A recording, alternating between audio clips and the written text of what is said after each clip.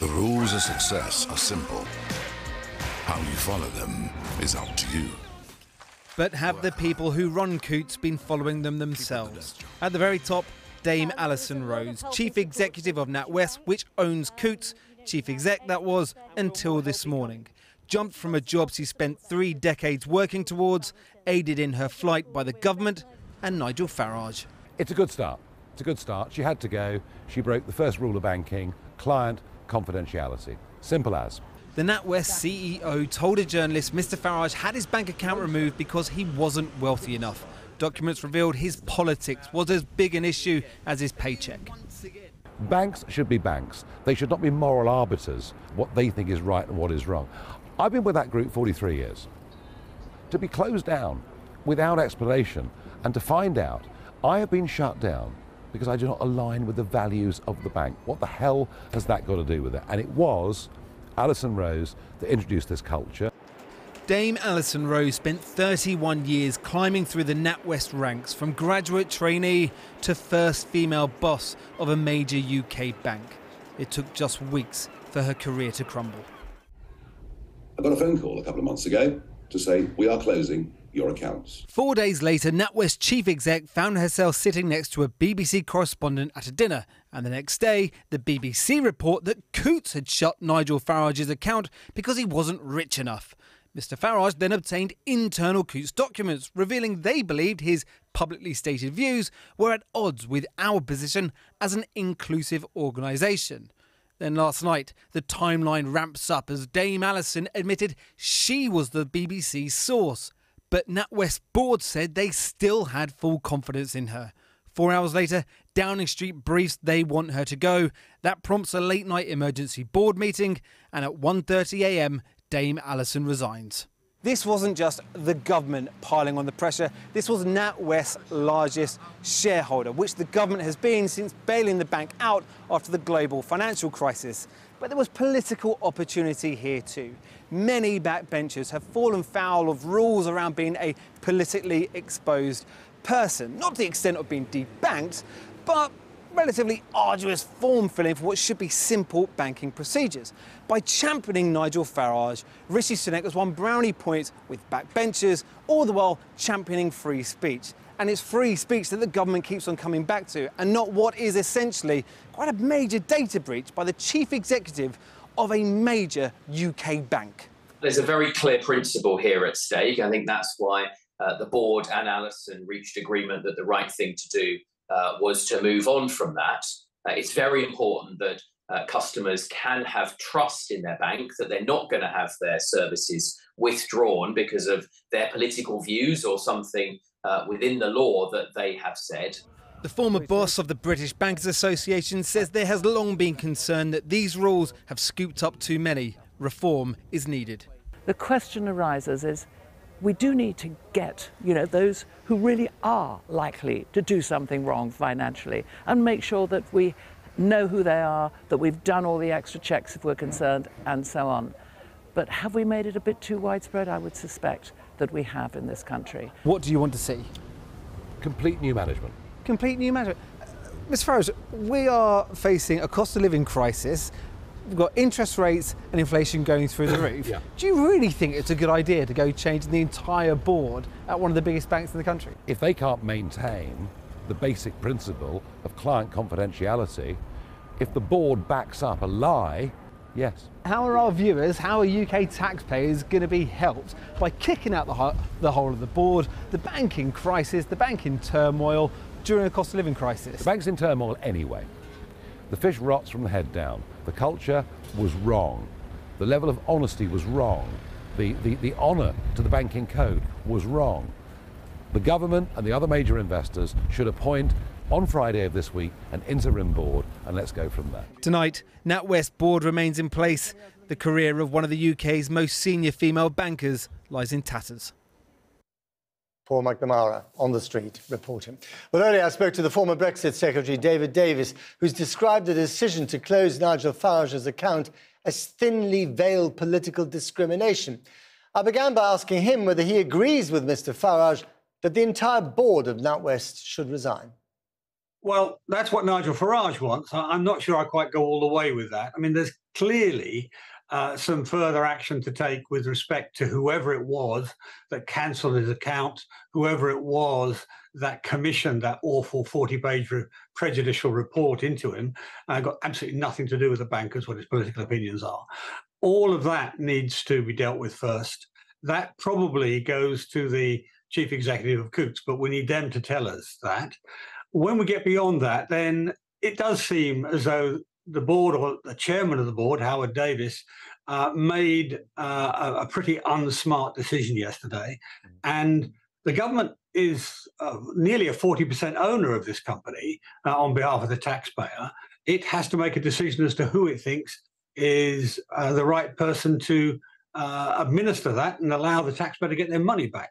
So that's going to take a little bit longer. Right. But in the short term, there are clearly some questions to answer for Coutts itself, and in the slightly longer term for NatWest. And you wouldn't be asking any of these questions, presumably, if it hadn't been for Mr. Farage. No, I mean, this is not the first case like this has come up. This is the first public one. I had a similar case a couple of years ago, and I could do nothing about it because the individual, quite understandably, didn't want to be publicly named because they were humiliated by the way they've been treated. But Mr. Farage is not the first. I think that probably we're going to find hundreds, maybe thousands of people, both in this bank and in other banks, have had that actual, what is now a quite fundamental right, the right to a bank account, taken away from them. But this is, so it's not anything new. It is something really fundamental. I mean, you would have thought that people like you would have looked into it, looked into the procedure, even before Mr. Farage made it into such a public issue. I did try, and as I say, nearly 2 years ago, the advantage we had here is Mr. Farage was willing to be named, to publish what must have been incredibly embarrassing documents. I wouldn't have liked to publish a document like that about myself.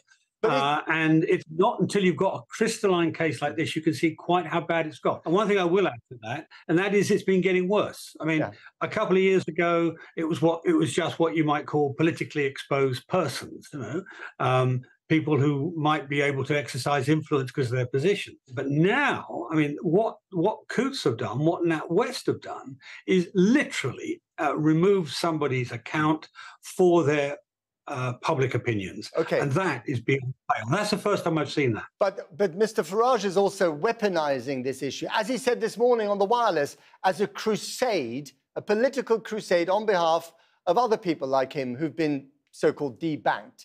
Are you happy to be dancing to Nigel Farage's tune once again? On this, I'm very happy to be on the same side as Nigel. Why? Because this goes right to the heart of free speech in Britain. You know, having a bank account in this day and age is not an option. You know, you've got to have it to buy a train ticket, buy your groceries, and so on. But they weren't taking the bank account away from him. I mean, they did say you could have a NatWest account, but not a Coutts one. He wasn't being entirely debanked, was he? Let's be honest. No, he runs a business. You can't just run a business from a consumer account. And they only did that after he put it in the public domain. So, no, they didn't actually behave properly in that respect. They didn't give him an equivalent alternative. But in any event, why should you have your checkbook changed because the unknown director of some company doesn't like your political opinions? That's the sort of thing we expect to happen behind the Iron Curtain in the old days, not in Britain today. David Davis, thank you very much indeed. So what lessons will banks be taking away from all this? Our economics correspondent Helia Ibrahimi is here to explain it all. Helia. Matt, at the heart of the debate over NatWest is the question over how much power banks have. And that's true for politically exposed people like Nigel Farage, but it's also true for the millions of mortgage borrowers that are facing a housing crisis. The uncomfortable truth is that as the Bank of England puts up interest rates, lenders like NatWest end up making chunkier and chunkier profits, and that puts them in the sights of regulators and the government. And Lloyd's figures out today, rather good, I gather. What does that tell us? Rather good. Is that an understatement? They reported £3.9 billion of profits for the first 6 months of 2023. Not so shabby, is it? Yeah. That's up 23%, Matt. And it even takes into account the fact that they put aside £662 million. They said they were worried about bad mortgages. Now, their chief executive said the bank was doing everything it could to support support customers and that it would work with the government on any changes needed. But it does beg the question of how banks treat customers. So the government has been taking some action on banks. What about Labour? Well, we spent the afternoon with Shadow Chancellor Rachel Reeves yesterday up in Scarborough. She was taking the temperature of people struggling with their mortgages. Now, Labour want to compel the banks to follow a new set of rules rather than just allowing them to do it for themselves. I asked her about whether Labour would introduce a windfall tax for banks, about her determination to stay the Iron Chancellor on spending. But we started on Alison Rose. Now, Matt, the interview was yesterday, but her sentiment about Treasury's approach remains the same.